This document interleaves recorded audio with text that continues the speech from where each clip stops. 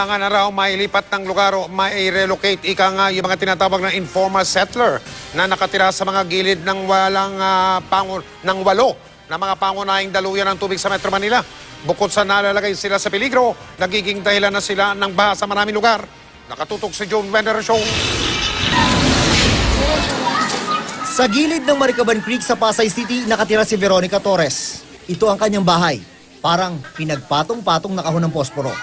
Isang palapag lang daw ito noon. Ngayon, 3 na. Dahil ang kanyang mga anak, dito na rin nagkapamilya. Pagka umulan, tapos madalas na nababaon yung bumabagsak yung mga bahay. Kasi wala kang...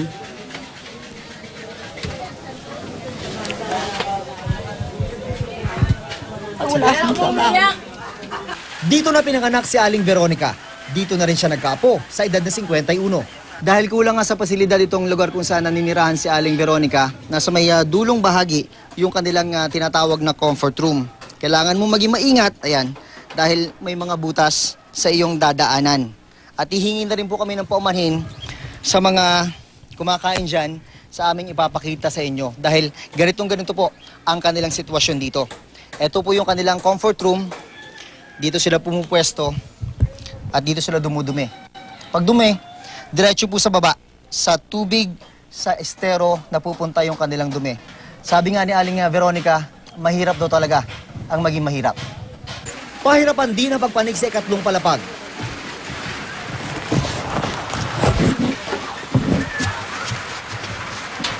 Aray ko, sumabit. Ow! Sabit ako sa yero. Oo nga. Kailangan nga pagkapang ka rito pumasok. Sabi ni Aling Veronica, daig pa nila ang nakatira sa bahay ng Kalapati. Kasama si Aling Veronica sa 20,000 pamilyang nakatira sa 8 priority waterways na hinahanapan ng relokasyon ng pamahalaan. Hindi lang ang 20,000 pamilya sa gilid ng mga priority waterways ang nalalagay sa peligro. Ang San Juan River, 3 syudad ang dinadaanan. Ang Tulyahan River, 4 na syudad ang tinatagusan. Ang Maricaban Creek kung saan naroon si Aling Veronica, 3 syudad. Isa ang Samanggahan Floodway. Ang Estero Tripa de Galina, 2 lungsod. 3 lungsod ang dinadaanan ng Estero de Maypaho, Estero de Sunog sa Maynila, at ang Pasig River na dumadaan sa 4 na syudad.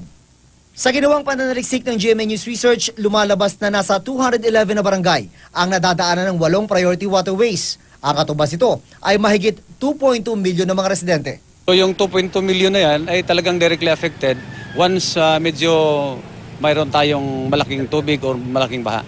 Kaya kapag nailikas na raw ang may 20,000 pamilya ng informal settlers, mahigit 2 milyong residente rin ang maliligtas sa panganib ng baha.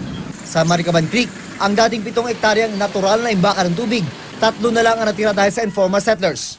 Critical sila in terms of yung functional ng ating drainage system.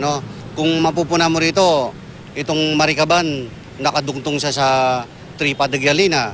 Then doon sa Tripa de Galina, meron tayong pumping station doon, dadalhin sa Parañaque River towards Manila Bay. Alam ni Aling Veronica ang problemang dulot ng pamamalagi nila sa Maricaban Creek. Kaya nakahanda raw silang magpa-relocate dahil wala na raw kasing saklap pa ng buhay sa gilid ng estero. Basta meron na kami paglalagyan, hindi saan kami tatapon. June Veneracion, Nakatutok, 24 Oras.